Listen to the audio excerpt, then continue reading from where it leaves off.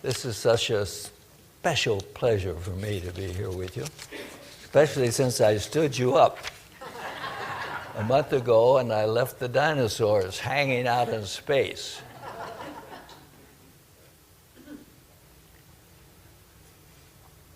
I am so grateful that you as a ministry continue in such a wonderful way. And I feel the consciousness that you represent in this community and the blessing that you share with the world. I want to begin by asking you a question, if I can. How many of you remember the outstanding lesson that I gave you about how I put on my underwear? I mean, let's see a show of hands. How many of you remember that? Well, you see, that's at least half of you, which shows you how powerful that kind of lesson goes. So I want to begin with a very folksy kind of sharing that you perhaps will remember as well. I was getting ready to come down, and I was actually coming for a week. Some of you said, "Did you come through the snow to get here?" No, I came a week in advance to be sure to be here this time. Anyway, I was packing for a week, and I was walking around my house and giving thanks to the Father that I didn't forget anything. Literally, I walked around and I looked in every room, didn't leave any bags, I have it all. So I got in the car, put up the garage door, and suddenly I thought, you know, I probably should go to the boys' room before I go. So I got out of the car, went back in the house, and was, what shall I say, I was doing a man's thing, and I was standing there, and suddenly, just as clear as anything, I heard, "Your clothes are hanging in the closet." My coat, my pants, my dress-up uniform was still in the closet. But now, Dorothy used to hear voices, but I didn't hear a voice, but that word just suddenly was in my head. "Your clothes are hanging in the closet." I thought, oh, I'd have had to show up here in Levi's. And you would have accepted me, but I would have felt so dumb. And so, once again, I experienced what you folks I know have experienced, that we are so connected to the universal mind that is constantly there for us to open doors for us, to protect us, to guide us, and to sometimes give us that which we need to know. And again, those are the kind of words that people who are around religious formats can often hear, but to know it is an absolute truth, an absolute truth. However, as I've reminded us, we have to do something to allow it to work for us. And you all remember that. What is the one thing that we have to do to allow us to have that kind of constant personal guidance, protection, and help? What is it? Somebody speak it out loud. I failed. You've got to learn to love God with all your heart and soul and mind. That's the connector. When you love God with all your heart and soul and mind, and it isn't because God somewhere, as universal intelligence, says, you got to love me or you get nothing. It's just that that's the link in mind that keeps it open for you all the time. So that's why we have to start our day. Thank you, God, for this wonderful day. I love you. I love your life experience, and for it to be real. So, anyway, that's just an opener to the dinosaurs. Because I'd like to know, what do you remember from what we've shared? So, I gave a lesson probably a couple years ago, and I talked about the dinosaurs. So I'm surprised that any of you showed up a month ago because you'd already heard what I said about the dinosaurs. What I said at that time, I'm not going to check you out this time, but what I said at that time was that the experience of the extinction of the dinosaurs was an evidence of one of the most important parts of our unity teaching. And this last year, as I have spent so much time basically alone, I haven't gotten involved with any ministry. I've spoken here and there occasionally in that area, but basically I've been alone and meditating and cogitating and writing a book. And I have been so strengthened in the power of the unity message. I am confident there is no overall spiritual message that is all-inclusive of what is real in life than the unity message. And one of the things that is certainly unique to unity, that is so powerful, is the teaching of the 12 faculties of mind, the 12 powers, as some call it. I call it in my book that you all obviously have bought, which is called the 12 freedoms. That concept of the 12 faculties is an insight that allows us to understand things as momentous as the extinction of the dinosaurs. I shared with you in the past that scientists in general cannot understand the extinction of the dinosaurs other than it was an amazing thing that happened. I think the dinosaurs had been around for like 125 million years. And then suddenly, they were just wiped out. And so scientists in general say, oh, that's the way it goes sometimes in this universe of ours. But as true students, what I've shared with us before is that had to happen because the purpose of life is the involvement of the Christ Spirit. It's the purpose of your life, and it's the purpose of the world that God has created. That this God idea, called as spiritual beings or humans, must evolve to begin to experience the power and the magnificence and the wholeness of the consciousness expressed through Jesus Christ. That potential is within every one of us, and we daily should be about the business to some degree in our consciousness of bringing those faculties fully into expression in our lives in a balanced and harmonious way. When we get out of balance with any of those faculties, we get in trouble. I mean, one of those faculties is love, clearly. But if you love totally without a wisdom, you're asking for trouble. And that's the way it is with all the faculties. So when we were talking about the dinosaur extinction in the past, we said that it was clear that evolution, the involvement of these ideas, had reached a point in evolution, which was 66 million years ago approximately, that one of those faculties in evolving had gotten out of control. And that was the faculty of strength. And that expression took place in the dinosaurs. The dinosaurs totally dominated the world. And so I was saying to you, that's why that happened. That's why the dinosaurs had to be wiped out. And that same consciousness that is related to each one of our lives in such an intimate way is indeed involved with the unfoldment of the world and this idea of the 12 faculties.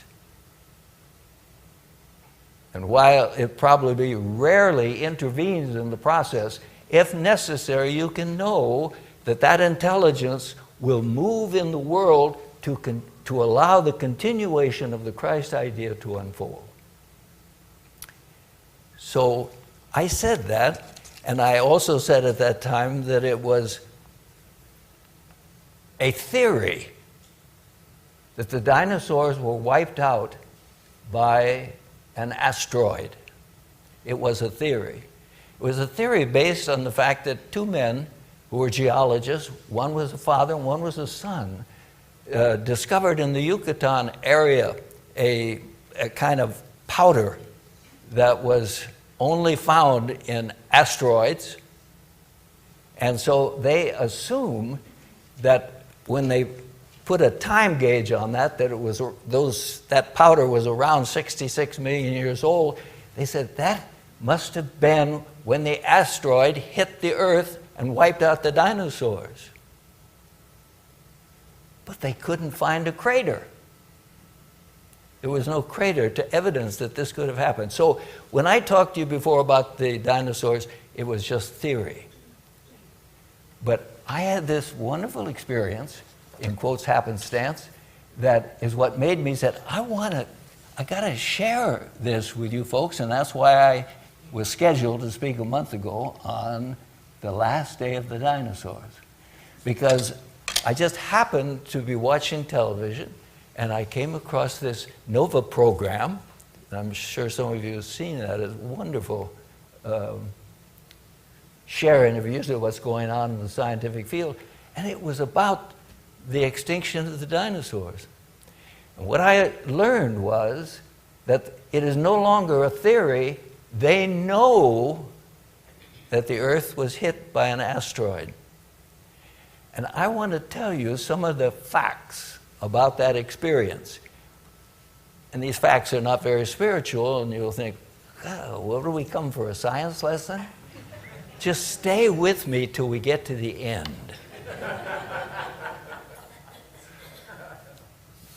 First of all, let me tell you what, and by the way, you can bring this up on your computers. Bring up NOVA, the last day of the dinosaurs, and you'll see what I saw, and it's worth doing. I didn't know, for instance, I always thought the dinosaurs were sort of stuck in Jurassic Park somewhere. And as you probably know, those movies are ridiculous because there were no humans around when there were dinosaurs. But it makes good movie material. So, the dinosaurs were not in Jurassic Park, or as I sort of thought, in places where the temperature was very high. The dinosaurs were everywhere on the face of the Earth at that time.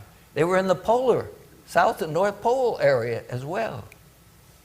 I didn't know that the so-called, and I don't know that I'll pronounce this correctly, Tyrannosaurus Rex, which is the one the movies show in Jurassic Park, they were really little guys compared to some that they had on the face of the Earth.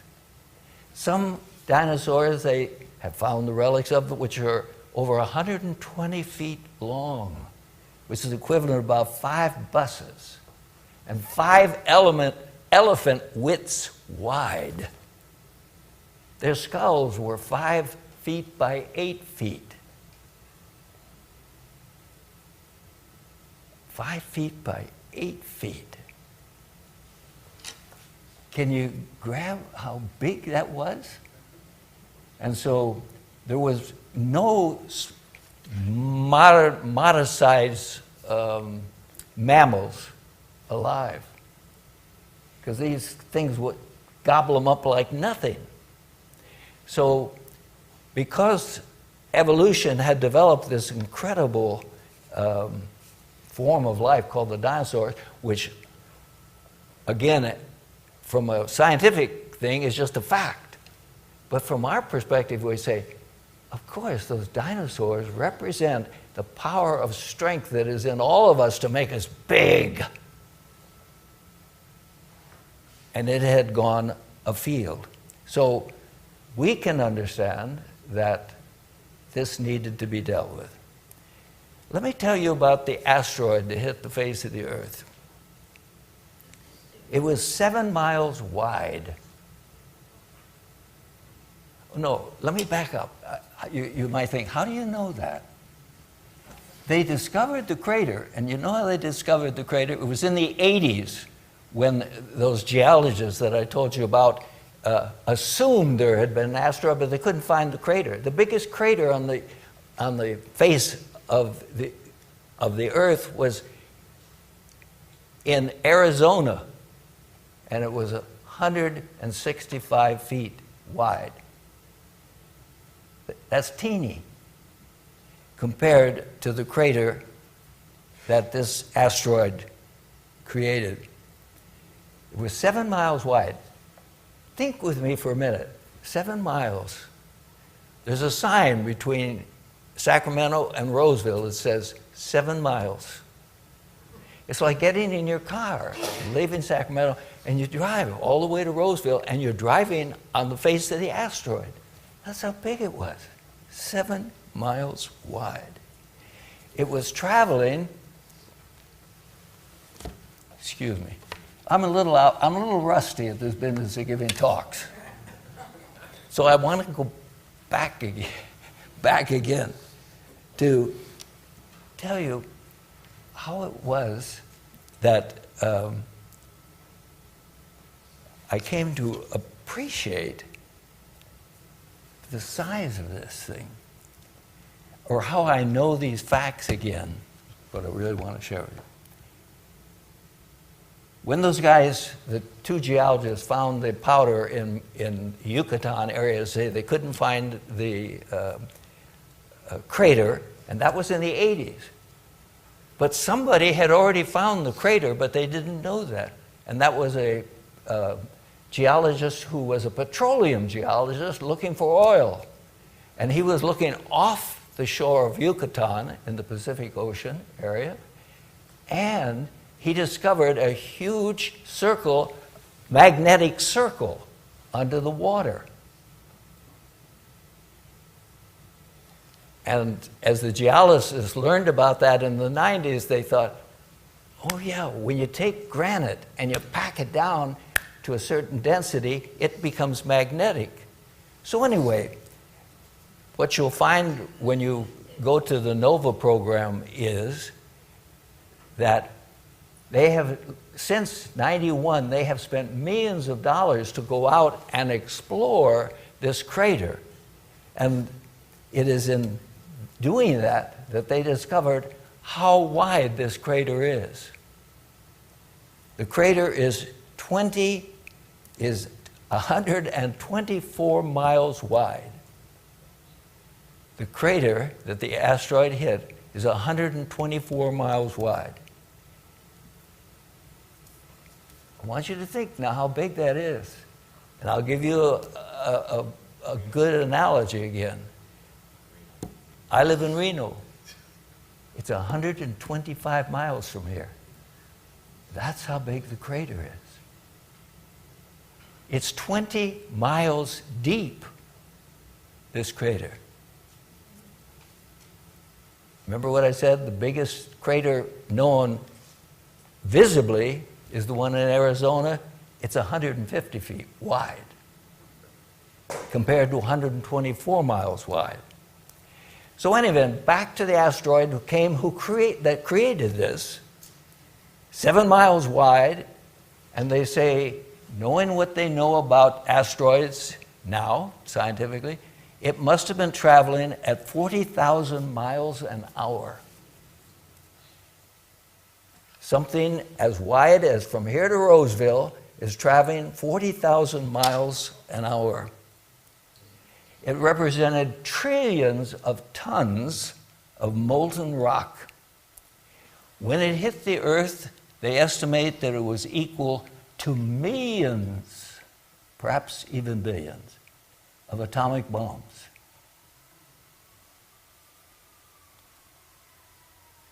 Do you realize how incredible that is? I want you to. That's why I went through all these facts.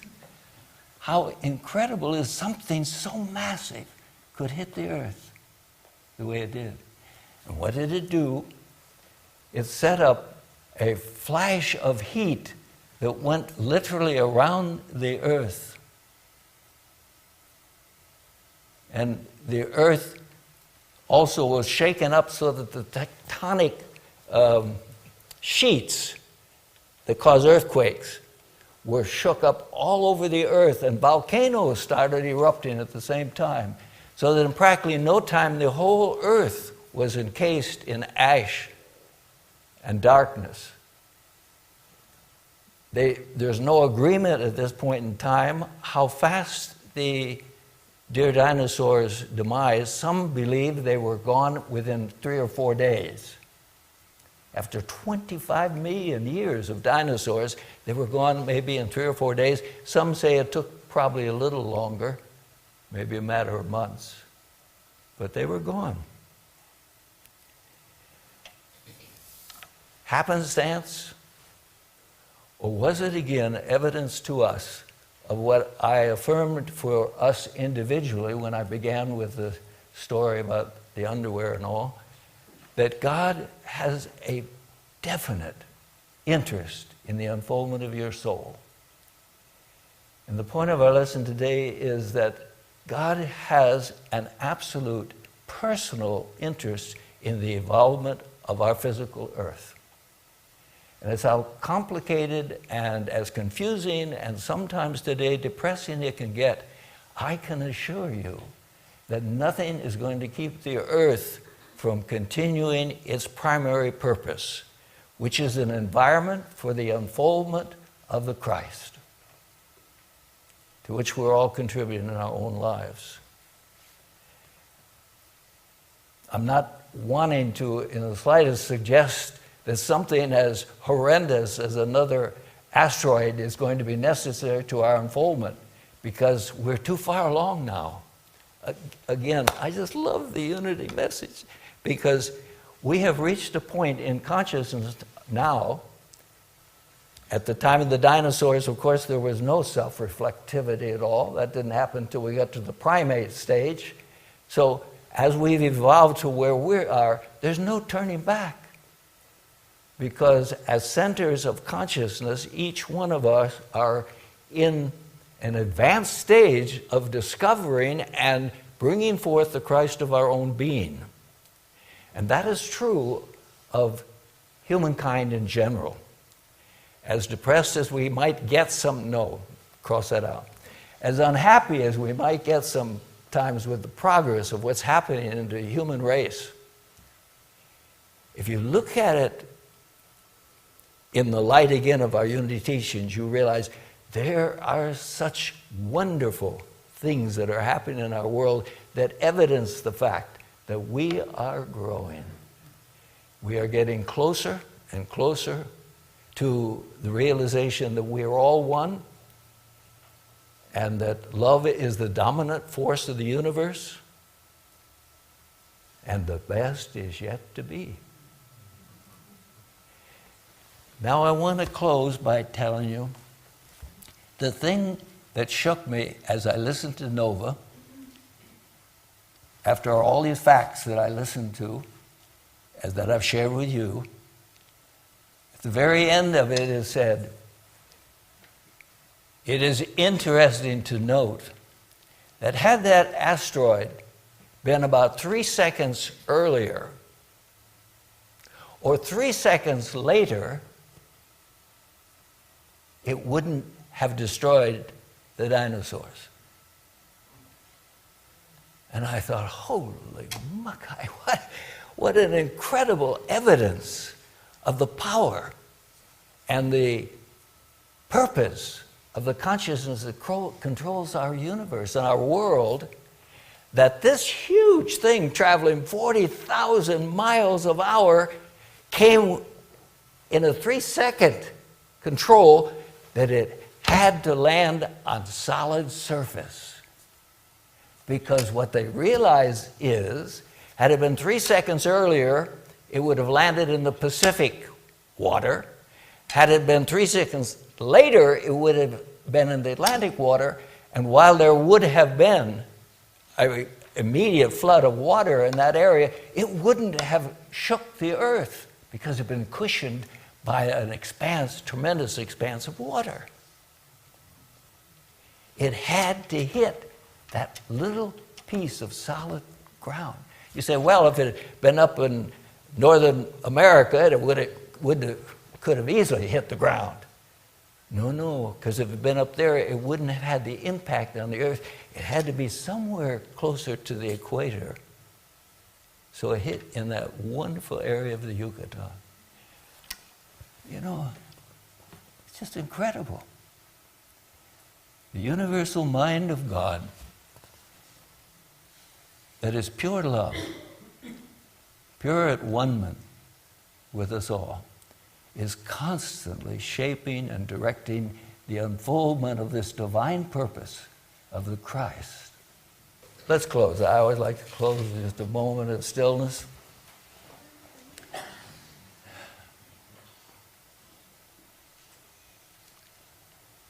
And I give thanks that when we share insights as we shared today, that it helps us to break through that area of consciousness that lets us live life in sort of a normalcy.